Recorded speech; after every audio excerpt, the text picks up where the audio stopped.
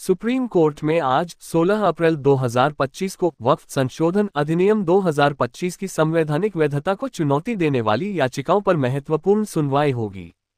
इस मामले में 10 से अधिक याचिकाएं दायर की गई हैं, जिनमें विभिन्न राजनीतिक दलों, संगठनों और व्यक्तियों ने इस नए कानून को असंवैधानिक करार देने की मांग की है। ये सुनवाई देश भर में वक्फ कानून को लेकर चल रहे विरोध और समर्थन के बीच हो रही है, जिसने सामाजिक और राजनीतिक स्तर पर व्यापक बहस छेड़ दी है। वक्फ संशोधन अधिनियम 2025 क्या है मामला? वक्फ कानून, जो इस्लामी परंपराओं के तहत धर्मार्थ या धार्मिक उद्देश्यों के लिए संपत्ति को समर्पित करने से संबंधित है, लंबे समय से चर्चा का विषय रहा है।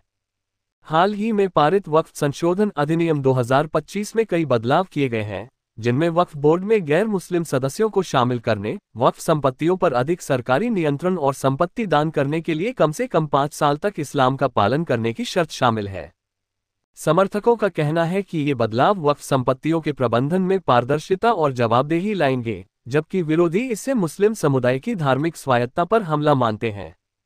याचिकाकर्ताओं के प्रमुख तर्क याचिकाकर्ताओं में ऑल इंडिया मजलिस ए इत्तेहादुल मुस्लिमीन AIMIM के नेता असदुद्दीन ओवैसी, जमीयत उलमा ए हिंद के अध्यक्ष मौलाना अरशद मदनी, DMK सांसद ए राजा, TMC सांसद महुआ मोइत्रा और अभिनेता राजनेता विजय जैसे प्रमुख नाम शामिल हैं।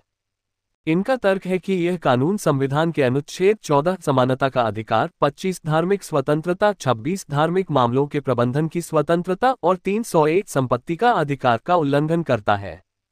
याचिकाकर्ताओं का कहना है कि यह कानून वक्फ की धार्मिक प्रकृति को कमजोर करता है और वक्फ प्रशासन में अत्यधिक सरकारी हस्तक्षेप को बढ़ावा देता है।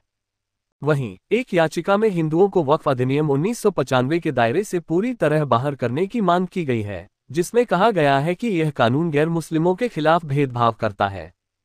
समर्थन में बीजेपी शासित राज्य। दूसरी ओर 6 बीजेपी शासित राज्यों मध्य प्रदेश, असम, हरियाणा, उत्तराखंड, राजस्थान और महाराष्ट्र ने इस कानून के पक्ष में सुप्रीम कोर्ट में याचिका दायर की है। इन राज्यों का तर्क है कि यह कानून वक्फ संपत्तियों के प्रबंधन में सुधार लाएगा, जैसे कि संपत्ति सर्वेक्षण, उचित लेखा जोखा और म्यूटेशन रिकॉर्ड की अनियमितताओं को दूर करना। हरियाणा सरकार ने विशेष रूप से कहा है कि यह कानून म्यूटावली वक्फ संपत्ति के संरक्षक पर अधिक निगरानी सुनिश्चित करेगा। सुनवाई का महत्व सुप्रीम कोर्ट की 3 जजों की पीठ, जिसकी अध्यक्षता प्रधान न्यायाधीश संजीव खन्ना कर रहे हैं और जिसमें जस्टिस संजय कुमार और जस्टिस के.वी. विश्वनाथन शामिल हैं, इस मामले की सुनवाई करेगी। ये सुनवाई दोपहर 2 बजे शुरू होने की संभावना है। केंद्र सरकार ने भी सुप्रीम कोर्ट में एक कैविएट दायर किया है, जिसमें मांग की गई है कि याचिकाकर्ताओं की बात सुनने से पहले सरकार का पक्ष सुना जाए। विरोध और हिंसा वक्फ कानून के खिलाफ देश के कई हिस्सों, विशेष रूप से पश्चिम बंगाल के मुर्शिदाबाद और मणिपुर में विरोध प्रदर्शन हुए हैं। मुर्शिदाबाद में हाल ही में हुई हिंसा में 3 लोगों की मौत हो गई और कई लोग घायल हुए। इस हिंसा की जांच के लिए सुप्रीम कोर्ट में 2 याचिकाएं दायर की गई हैं, जिसमें कोर्ट की निगरानी में जांच की मांग की गई है। निष्कर्ष वक्फ संशोधन अधिनियम 2025 को लेकर सुप्रीम कोर्ट की यह सुनवाई न केवल कानूनी बल्कि सामाजिक और राजनीतिक दृष्टिकोण से भी महत्वपूर्ण है। इस मामले का फैसला न केवल वक्फ संपत्तियों के प्रबंधन को प्रभावित करेगा, बल्कि भारत में धार्मिक स्वायत्तता और संवैधानिक अधिकारों की व्याख्या पर भी गहरा असर डालेगा। देश की निगाहें अब सुप्रीम कोर्ट पर टिकी हैं, जहां ये बहस तय करेगी कि क्या ये कानून संविधान के अनुरूप है या इसे निरस्त किया जाना चाहिए।